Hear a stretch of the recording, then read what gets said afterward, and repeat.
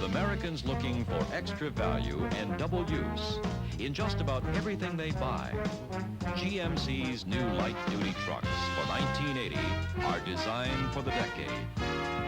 We believe, like many, that trucks will prove to be more useful and more capable than cars, with tough construction truck components and remarkable styling stability. So here are the 1980s light-duty trucks for the decade by GMC. Caballero, the half-ton personal pickup with impressive EPA mileage estimates. In the crisp and practical Laredo, or the image-making Diablo. Full-size pickups and crew cabs, solid, handsome, and dependable. And never too fancy for an honest day's work. Some powered by diesel, some by gas, and some ready for local conversion to LPG. And all of them with that reassuring truck-type dependability built in. Vans with seating available for up to 5. And rallies with seating available from 5 to 12. Ready to share the ride with new fuel saver features and an extensive use of anti-corrosion treatment. Jimmys and Suburbans, high, wide, and handsome. Road confident with an impressive view all around, even when the road is barely there. In truck dependable 2-wheel drive or off-road 4-wheel drive that can be highway driven in a fuel-conserving 2-wheel drive mode with freewheeling front hubs.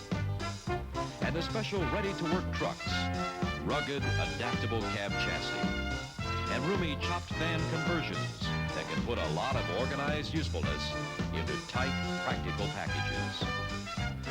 Although most models are still available with auxiliary or larger-size fuel tanks, the 1980 light duties have had features added to help conserve fuel, with changes and additions, like a new air deflector added below the radiator of all conventional regulated fleet models except chassis cabs, to reduce air turbulence inside the engine compartment. This, in addition to last year's raised section on the hood, put there to reduce turbulence by allowing air to more closely follow the hood contour. All light-duty engines have a thermostatically controlled cooling fan that doesn't draw power from the engine when radiator airflow alone is enough to cool the engine.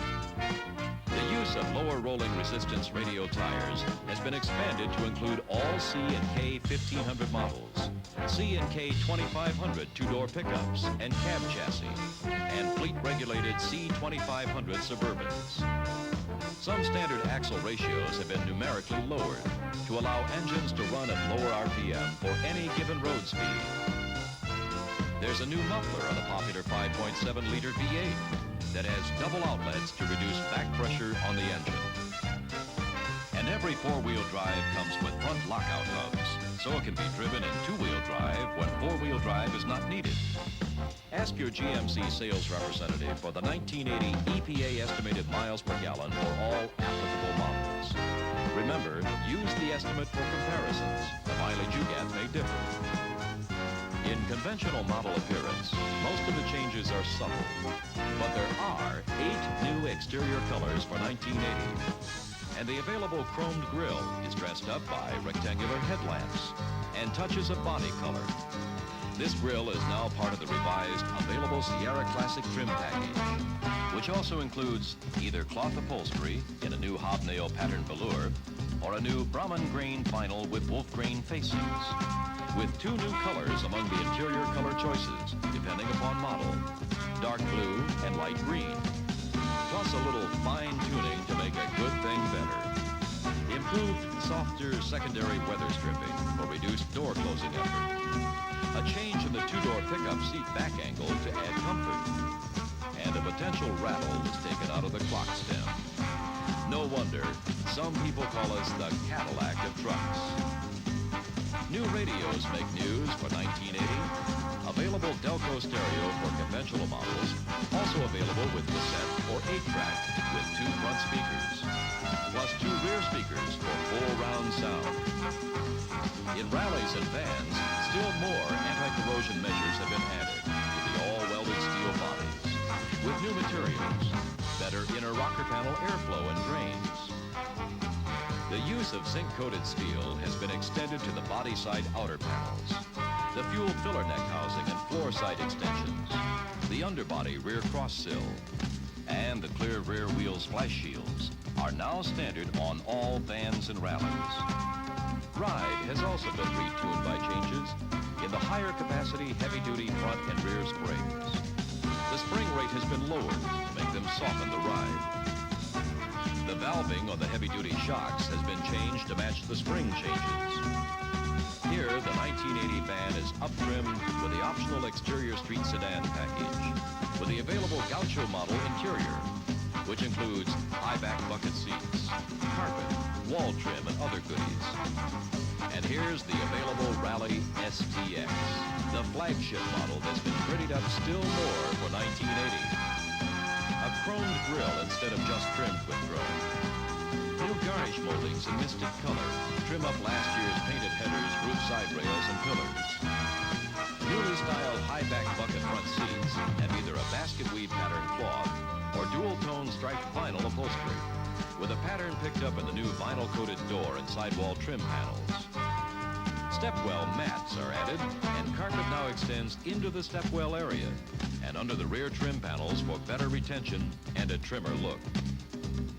A new simulated wood grain instrument panel bezel replaces last year's plain bezel and matches the simulated wood grain trim of the panel extension. Outside, there are 8 new exterior colors available on vans and rallies in single and two-tone combinations, all in good-looking acrylic enamel. On the engineering side, special noise insulators, extra sound deadening materials and padding get expanded use in the trim packages. Plus special vibration insulators have been added between the instrument panel and upper panel extension. In STX packages and gauchos with rear buckets, new rear floor insulation and specially molded carpeted insulation combined for rear wheel housings dampen rear sounds still further. So there you have it. A quick look at the GMC 1980 Big Red line of lights. More eye-filling with impressive fuel economy. Ready to hang around for a long time to help make your life a lot more fun.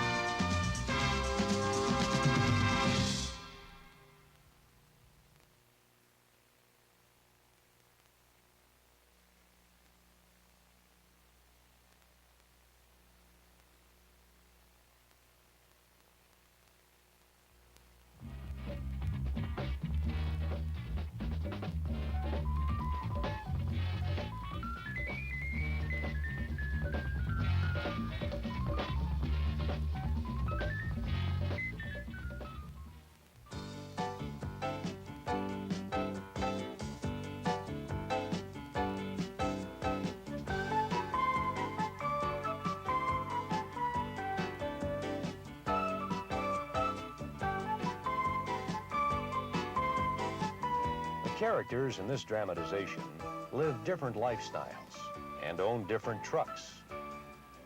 What they have in common is that in each case, a 2-car family has become a 1-truck family. Why? The truck people are thinking ahead. Just about everything that we buy today has double uses. If I'm going to have just one vehicle, it's a truck. Let me rephrase the question. Why buy a big truck in a world that's buying small cars? I want this size. It can be smart, the economics. Truck components. Styling, stability.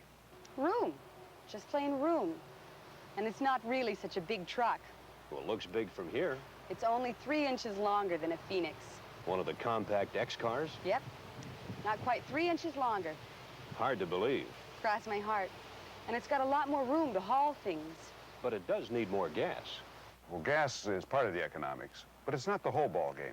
Well, what do you mean? Well, what most people forget is that when you cut down on your driving, the advantage of the small car fuel savings gets smaller too. I hadn't thought about that. Now, most people don't. Well, if I were driving 25,000 miles a year, I would undoubtedly buy a small car. But you bought the Rally. Certainly, because I'm cutting down on my driving. Regardless of what I drive, I'm not going to drive as much. Then how much do you plan on driving? Maybe 10,000 miles a year. Now, the difference between a truck and a small car is considerably less. And the difference becomes a reasonable trade-off when you realize how much more I can do with the Rally.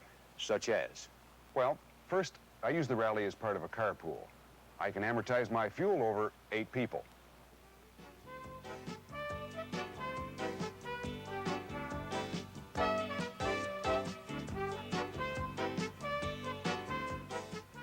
If I had a 4-place car, the fuel worry would be divided only by 4, and my driving turns would probably come up more often, because I wouldn't have the seating space to share with a larger group. Then, too, when possible, I do my own repairs and remodeling and yard work. I buy supplies and I rent equipment. I don't have to pay delivery charges or rent a truck or trailer to move some of this stuff.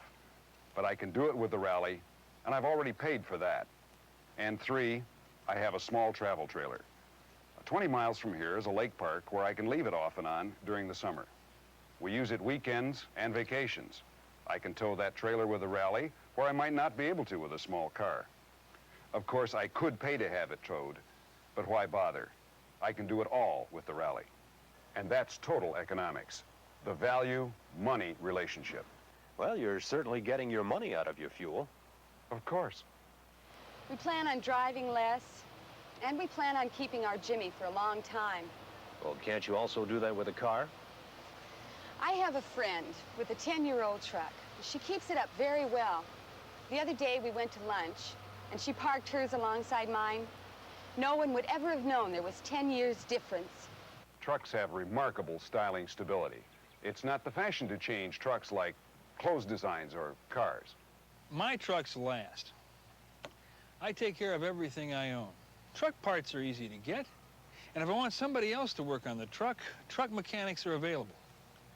And this truck has been on the market for several years now, so the building of it, parts, supplies, and the service experience to fix it are all there and have been for some time.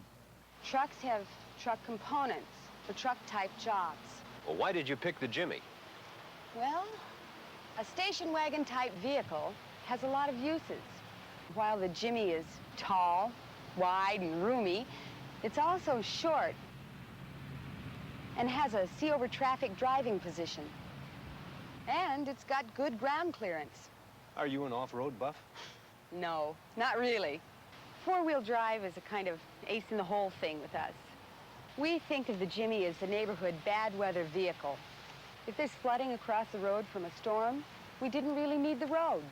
We feel we've got more choices in a tough situation. First off, I need a pickup. I use a pickup in my work. We went from a pickup and a car for my wife to just this pickup. Well, that's why it's a pretty fancy pickup. It's her car in front and my truck in back. Did you consider a mini pickup? Some. But you didn't buy one. Why? Room. Pure and simple. What I'd save in gas, I'd pay for in room. If I bought a little Datsun pickup, well, I'd be getting better mileage. But I'd feel I was getting a lot less pickup. Well, how do you mean? Well, I did some measuring before I bought, and that little Datsun pickup has a box with 37.44 cubic feet of room. Now, this long bed GMC has over 74.3 cubic feet of space. Now, I use that space to haul my materials and tools. See, I haul my 4x8 sheets of home plywood and rock wall inside the box, not propped up and hanging out. And I'm building a lightweight slide-on to use as a hunting shack. And I'd surely rather have 74 feet instead of 37.5 feet to work with. You ever look inside one of those mini cabs? Well, they may be all right for 2 people, but I'd rather have a 3-passenger cab than a 2-passenger cab.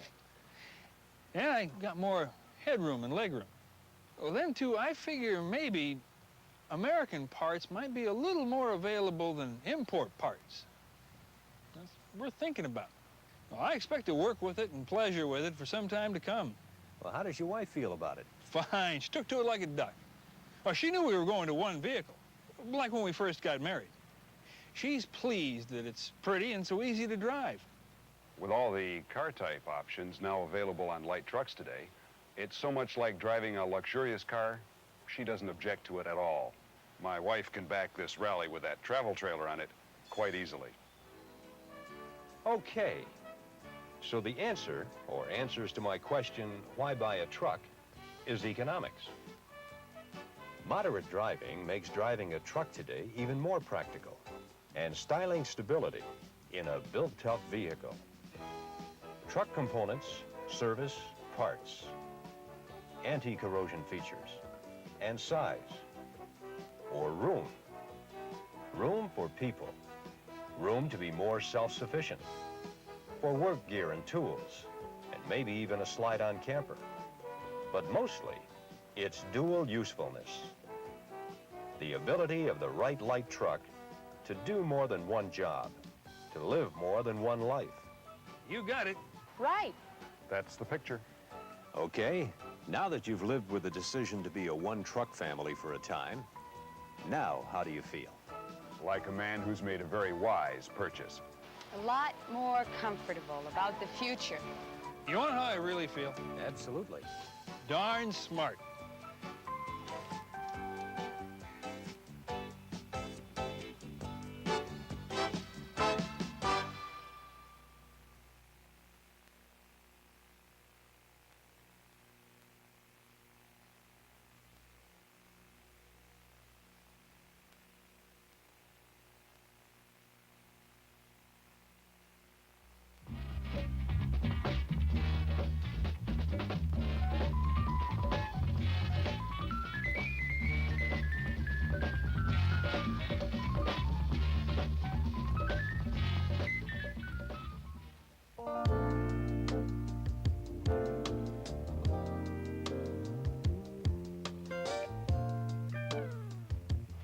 Tell me truthfully, folks. Been looking at those little mini trucks? Been thinking careful thoughts about the future? Well, folks, if you're looking for the mileage of an import in a good old practical American package, look no farther than Caballero, GMC's pocket pickup.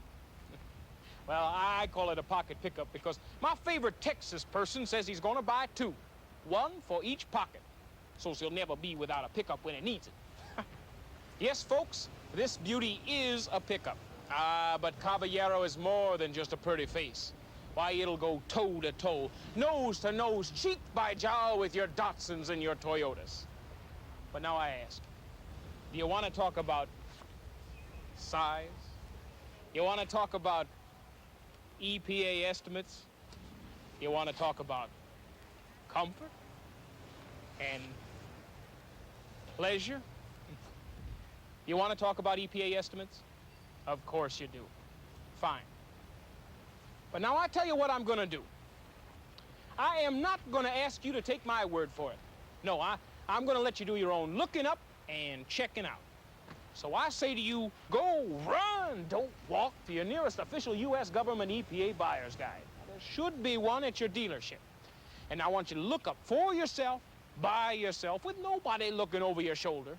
I say, look up the EPA ratings for a Datsun and a Toyota pickup. Now, you'll find it under small pickups.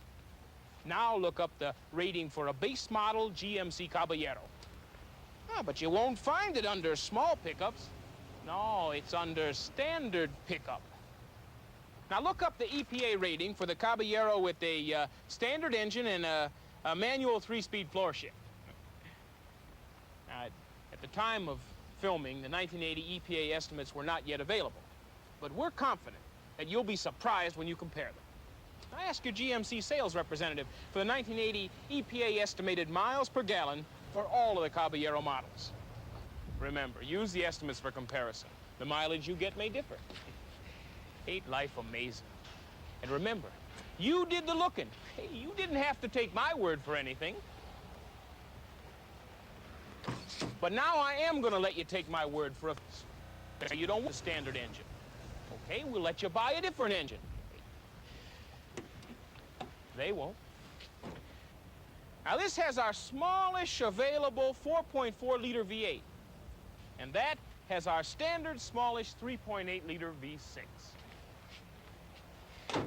Now, isn't it nice to be able to choose a little more engine or a little less engine, depending on what you want? But you're saying, hey, how much work can a pretty little thing like this do? And I say, as much as you want it to. Within reason, within rated load limits. It's no dump truck. It's a pickup. but it'll tote you and a friend. Or if you're more refined and gentle-like. I'll tell you another little secret. This Charmer has got standard superlift shocks in the rear. Now, you just put a little air in here when the load compresses the shocks, and it'll level itself right out flat again. Now, I'm sorry to say that the Datsun and Toyota pickups don't have air-adjustable shocks. Not even available at extra cost. Now, they're sprung for load all the time. So empty, they may dip their noses. While Caballero is sprung for low load with air-adjustable shocks to level the extra weight. And Caballero is sprung with, now are you ready for this? Coil springs at all 4 wheels. Caballero suspension is not based on torsion bars, not leaf springs, but steel coils at all 4 wheels, plus those air shocks. And another glorious feature is Caballero's longer wheelbase. And Caballero's wheelbase is 16.9 inches longer than Datsun Little Hustlers. Caballero is longer overall and lower. It's built on a car chassis, so it acts more like a car. But its pickup box is longer and double-walled to help protect the outside appearance from shifting cargo dents on the inside, and wider than the Datsun Little Hustler or Toyota standard bed pickups. It's wider outside, and it has more shoulder room inside, and more leg room. And even though it's lower than Toyota, for example, it has the same headroom.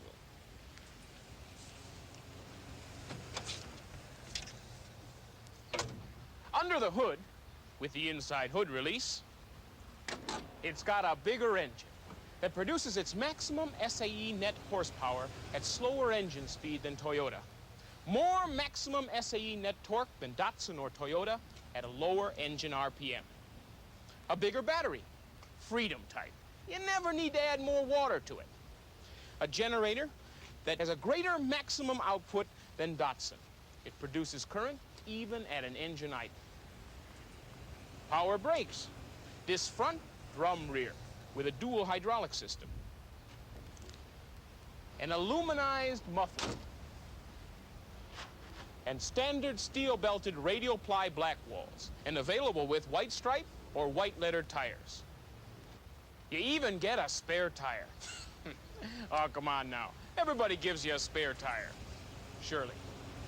But the secret is to find it on the Caballero. It's not mounted in the pickup box or strapped underneath. It's not under the hood. It's not even in the lighted glove box. I just said that to call your attention to the lighted glove box. Just show me a Mini with a lighted glove box. Give up? It's right here.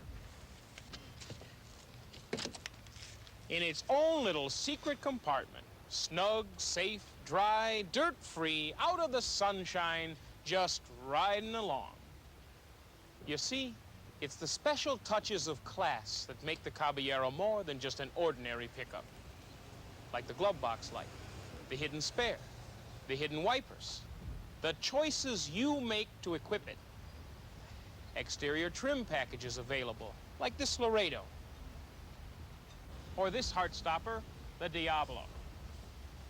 Engine options, economical V6 or V8. Transmission options, standard 3-speed, available 4-speed manual floor shift or automatic. Seat choices, standard split back bench, optional bucket, or the optional 50-50 split seat, which is available with 6-way power. Available upholstered in vinyl or cloth. Optional equipment like power door locks, power window, AM/FM with CB or stereo or tape, automatic speed control, power steering, comfort tilt steering wheel if you like, intermittent wipers, even an available 22-gallon fuel tank. Now the standard one is 17.7 gallons. Extra fuel means extra range. How much range? Well now, if you want to estimate driving range to compare a Caballero with a Mini, I'll tell you just how to do it. You take that EPA estimated miles per gallon that you got from the official U.S. government list, and you multiply that by the number of gallons capacity in the fuel tank. And the answer is XY miles. Now that's estimated driving range. Now you do that once for the Caballero and over again for the Datsun or Toyota Mini. And then you compare. And then think about how far you can go between tank fills with the Caballero versus how far you can with the Mini. And you make up your own mind about the Caballero. Now remember, use the estimates for comparison. Your range depends on your speed, weather, and trip length. Well, don't just stand there. Go buy one, for they've all been taken.